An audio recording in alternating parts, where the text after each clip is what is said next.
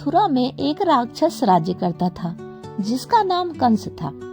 कंस बहुत अत्याचारी था। उसके अत्याचार से उसके आसपास के राज्य भी जो है बहुत दुखी रहते थे।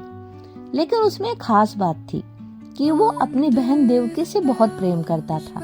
जब उसने अपनी बहन देवकी का विवाह वसुदेव के साथ करवाया तो वह बहुत खुश था। लेकिन देवकी के विवाह के पश्चात एक भविष्यवाणी हुई और भविष्यवाणी ये हुई कि कंस को देवकी का ही 8वें पुत्र से खतरा था। देवकी का 8वां पुत्र ही कंस को मारने वाला था। ये सुनकर कंस को बहुत दुख हुआ और उसने अपनी बहन देवकी और वसुदेव को अपने ही जेल के कारागार में डाल दिया। इस तरह से जब भी देवकी माँ बनती, कंस उनके एक एक करके सभी पुत्रों को मारता रहा।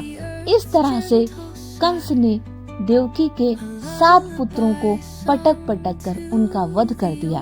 भादो मास के कृष्ण पक्ष अष्टमी को हमारे श्री कृष्णा ने देवकी की कोख से अवतार लिया। कहते हैं कि जिस मध्य रात्रि में श्री कृष्णा अवतरित हुए, कंस के सभी द्वारपाल सो चुके थे।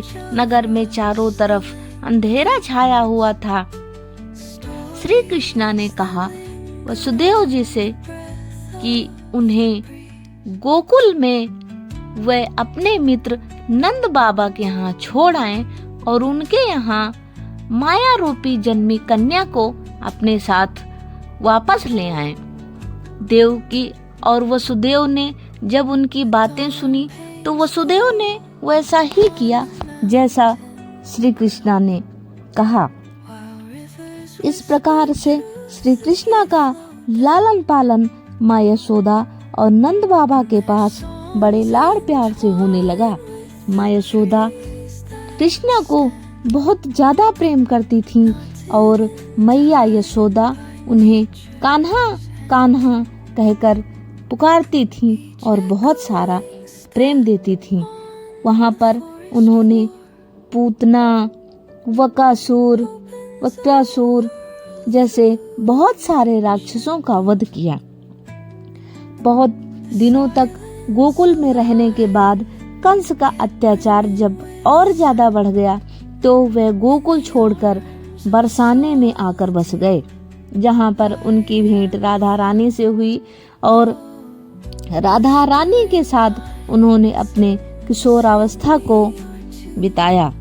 इसके बाद वे मथुरा गए, जहाँ जाकर उन्होंने अपने मामा कंस का वध किया और मथुरा वासियों और बाकी गांव वासियों को उसके अत्याचार से मुक्त किया तथा साथ में अपने माता पिता देवकी और वसुदेव को भी उसके चंगुल से मुक्त कराया।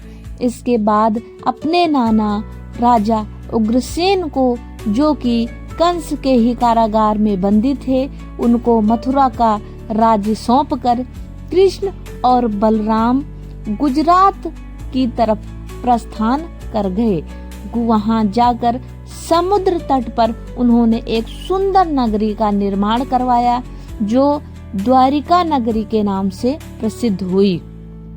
कहते हैं कि श्री कृष्ण द्वारिका नगरी में बहुत दिनों तक राज करने के पश्चात जब कौरवों और पांडवों की लड़ाई का समय हुआ तो वे पांडवों की तरफ से हस्तिनापुर को चले गए। हस्तिनापुर जाकर वे महाभारत जैसे धर्मयुद्ध में अर्जुन के प्रेरणा स्रोत बने।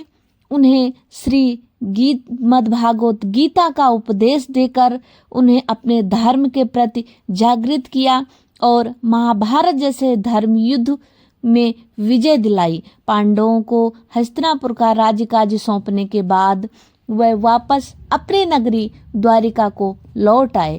कहते हैं भगवान श्री कृष्ण ने द्वारिका नगरी में कई वर्षों तक राज्य किया, लेकिन गांधारी के श्राप के कारण धीरे धीरे उनके यदुवंश में कलेश बढ़ने लगा। उनके कुल खानदान में ही कलेश बढ़ने लगा, जिससे दुखी होकर श्री कृष्ण वन को चले गए। कहते हैं एक दिन कदम के नीचे वह निद्रा अवस्था में लेटे हुए थे, तभी एक बहेलिया ने आकर उन्हें हिरन समझकर उनके पैरों में एक तीर मारा, जो जा करके सीधा उनके पैर के अंगूठे में लगा और भगवान इस मानव रूपी शरीर को छोड़ करके वह अपने परम धाम क्षीर सागर की तरफ चले गए। ये थी हमारे भगवान श्री कृष्णा की एक छोटी सी झांकी जो मैंने कहानी के रूप में आप सबको सुनाई। अगर आप भी अपने धर्म पर विश्वास और आस्था रखते हैं, उनकी कहानियों को सुनना पसंद करते हैं, तो मुझे कमेंट करके बताइए कि आपको कौन सी कहानी सुननी है। आपको जिस भी भगवान की कहानी सुननी होगी, जिस भी आस्था की कहानी सुननी होगी, मैं आपको जरूर सुनाऊंगी। नमस्कार।